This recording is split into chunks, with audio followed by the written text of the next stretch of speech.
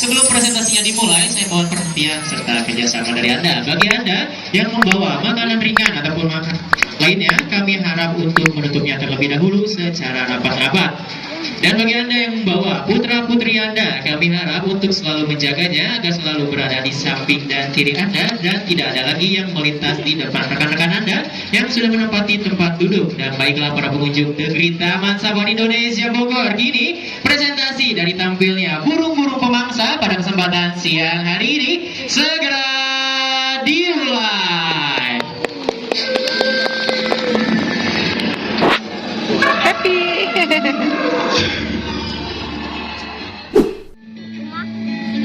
Singa laut ya. Anjing laut mah. Iya.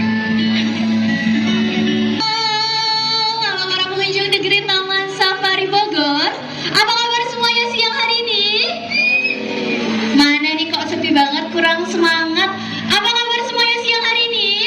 Baik. Baik ya, luar biasa itu yang selalu kami harapkan. Nah para pengunjung, selamat datang di presentasi edukasi penerbangan burung pemangsa Taman Safari Indonesia, di mana pada kesempatan siang hari ini kami akan memperlihatkan kepada Anda bagaimana sisi kebiasaan dari burung pemangsa. Ada burung elang, burung hantu, dan juga burung-burung hornbill yang nantinya akan kami mix cepat di hadapan Anda. Bagaimana suatu ketika mereka sedang mengintai, meluncur, menangkap, bahkan hingga menikmati hasil dari perburuannya. Dan di sini bersama saya Siska, ditemani oleh kedua rekan saya, ada Mr. Star dan juga ada Mas Tauhid. Boleh dong dikasih semangat tepuk tangannya dulu. Dan tentunya tidak hanya kami yang akan bermain burung, karena di sela-sela presentasi nanti kami pun akan mengikutsertakan Anda dalam presentasi ini. So guys, are you ready? Mantap. Dan tanpa Anda sadari, saat ini beberapa pasang mata burung pemangsa sudah mulai mengintai Anda dari arah belakang Anda, samping kiri, samping kanan, ataupun jauh di dalam hutan yang ada di atas sana. And look up there, it's my God.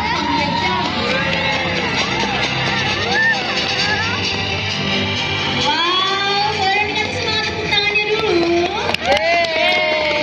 Inilah dia burung pemangsa dari jenis elang laut kulit putih yang memiliki nama latin Haliaetus leucogaster dari genus Haliaetus. Dan untuk raptor yang satu ini, mereka dijuluki sebagai mesin terbang hidup. Tak heran dengan bentangan sayap mencapai 1,5 meter hingga mereka mampu terbang dengan kecepatan 115 km per jam dan mengawali penerbangan kaum yang pertama. Mana dong semangat tepuk tangannya lagi. Burung pemangsa ketika musim berkembang biak telah tiba, mereka akan membuat sarang di atas pepohonan yang cukup tinggi yang tak jauh dari perairan dengan mempergunakan setumpukan ranting-ranting kering yang akan mereka susun. Dan tentunya mereka menanda itu merupakan sarang dari burung pemangsa. Dan di sana ada rekan kami, Mr. Tauhid, yang akan mencoba mengganggu sarang dari burung pemangsa.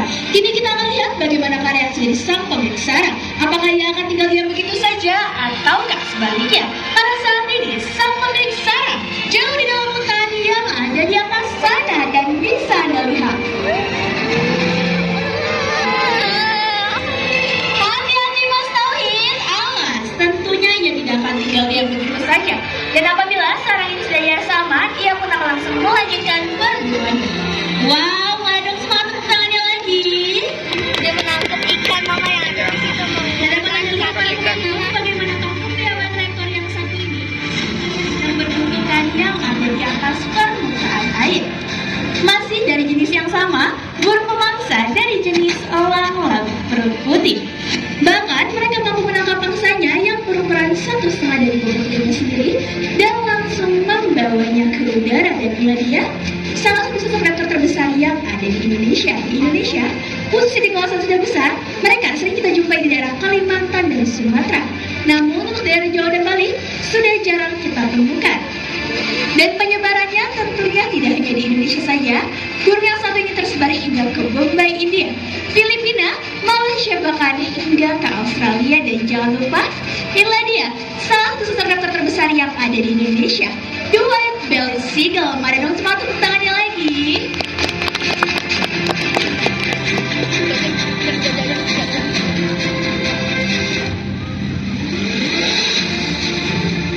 Oke para pengunjung, biar tambah semangat, di sini kami kami ingin mengundang satu orang partisipan, satu orang lelaki dewasa boleh? Yang mau langsung aja coba boleh? Wow, semangat banget nih bapaknya. Halo bapak, selamat siang. Dengan bapak siapa? Pak Yudi, Rudi. Oke Pak Rudi. Nah di sini saya mau tanya dulu nih Pak, bapaknya pernah main burung sebelumnya? Ada. Pada ketawa tuh Pak keluarganya. Ada burung. Burung apa tuh Pak kalau boleh tahu? Burung hantu. Berarti buat kesalahan. Faktanya burung hantu mereka adalah partnernya para petani. Banyak dari para petani yang mengembangbiakan burung hantu untuk membasmi dan juga memberantas hama-hama di ladang pertanian. Dan untuk burung hantu tentunya tidak hanya dari jenis barn owl saja, ada juga dari jenis buffy fish owl. Wow, ini dia.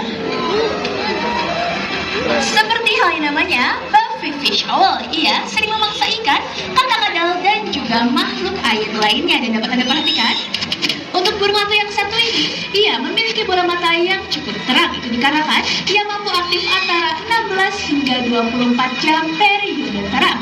Dan ada yang tahu nggak kenapa burung yang satu ini dinamakan burung hantu? Ada yang tahu? Kaget kan ya? Ini dikarenakan dia mampu terbang tanpa mengeluarkan suara loh. Nah kini kita akan dengarkan bagaimana suara dari kepakan sayap ini nyaris tidak terdengar.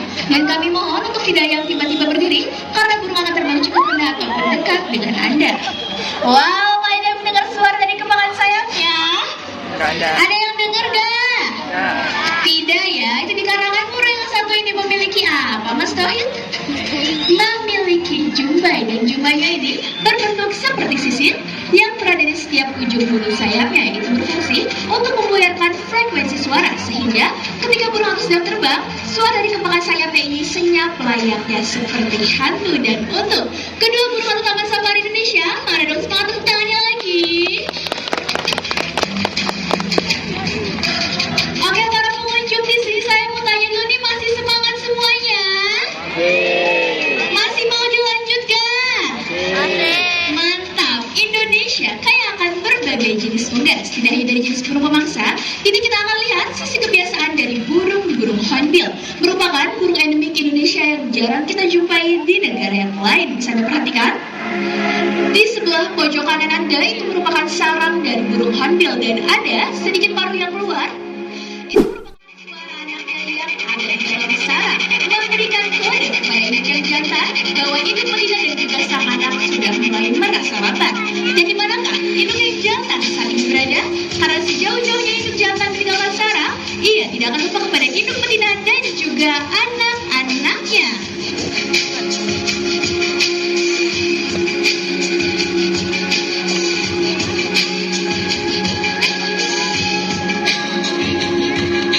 Dan di sana sang jantan pun langsung menghampiri sarangnya. Dan apabila bulu-bulu sang anak sudah mulai tumbuh dan mampu untuk terbang, induk betina akan menobrak tutup sarang sedikit demi sedikit menggunakan paruhnya yang sangat kuat. Bisa Anda lihat? Tutup sarang pun sedikit demi sedikit sudah mulai didobraknya. Anak-anak pun sudah mulai terlihat dan tak sabar untuk melakukan aktivitas terbangnya. Wow, ini dia anak-anak burung hornbill dari jenis julang mas. Dan tentunya induk betinanya tidak akan tinggal diam begitu saja. Ia akan keluar dan memastikan sang anak terbang secara sempurna.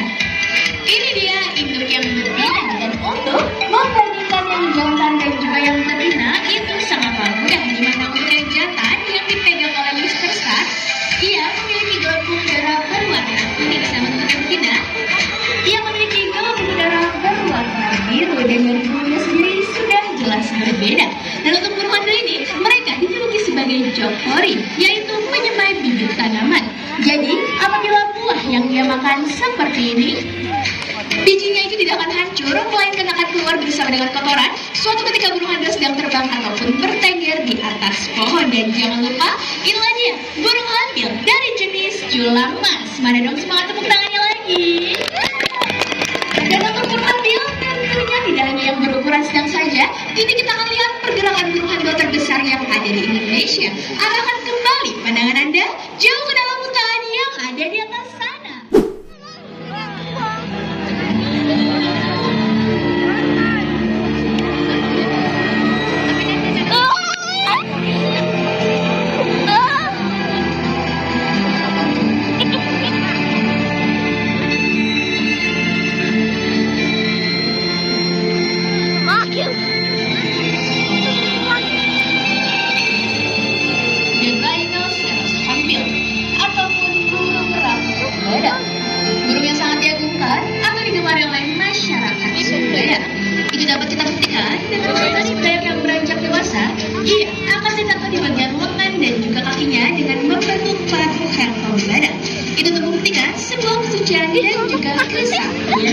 Ada lagi tuh. Dan untuk membandingkan rampok badak yang jantan dan juga yang betina itu sangatlah mudah. Di mana untuk yang jantan, dia memiliki bola mata berwarna merah, sedangkan untuk yang betina, dia memiliki bola mata berwarna putih.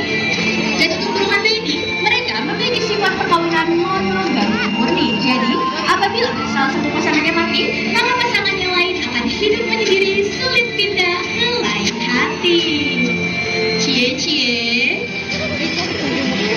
Dan seperti inilah sisi kebiasaan dari burung-burung hornbill. Berbeda lagi dengan burung pemangsa. Seperti aktivitas dari burung-burung pemangsa, maka hal tersebut sudah tidak lagi lestari. Maka dari itu, mari kita jaga, rawat dan lindungi mereka seperti halnya teman terdekat yang ada di antara kita. Namun, menjaga dan merawat mereka tidak harus memeliharanya di area pekarangan rumah. Cukup biarkan mereka terbang bebas seperti di habitat aslinya. Dan inilah dia.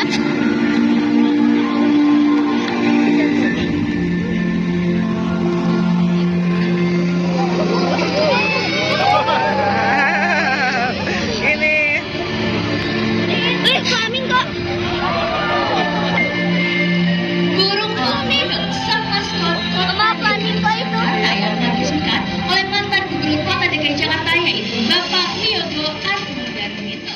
Berada di atas puncak rantai makanan ataupun kaum predator. Jadi apabila di semua kawasan masih terlihat aktivitas dari penerbangan burung pemangsa, maka kawasan tersebut masih terjaga kelestarian alaminya. Namun sebaliknya, apabila di suatu kawasan sudah dilanjut terlihat aktivitas dari penerbangan burung pemangsa, maka kawasan tersebut sudah tidak lagi lestari.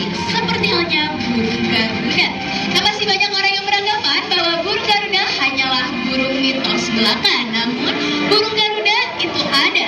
Burung yang nyata namanya itu burung elang Jawa. Dan setelah 30 tahun kami menunggu, akhirnya telah berhasil meretas anakan burung Garuda di Taman Safari Indonesia. Ini dia.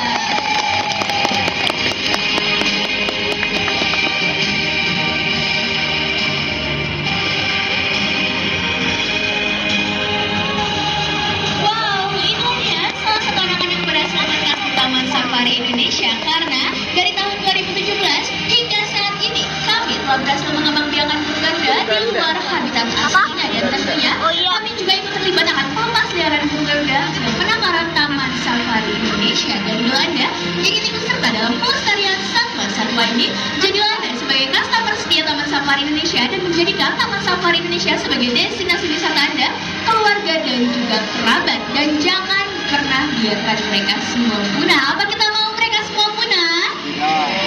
Apa kita mau mereka semua punah? Tentu saja tidak, karena sekali mereka punah, tidak akan pernah tercipta kembali. Save our planet and save our wildlife. Cukup singkat perjumpaan kita pada kesempatan siang hari ini. Sampai jumpa di lain kesempatan and bye-bye. See you next time. Oke para pengunjung, di sini kami informasikan kembali, kami mohon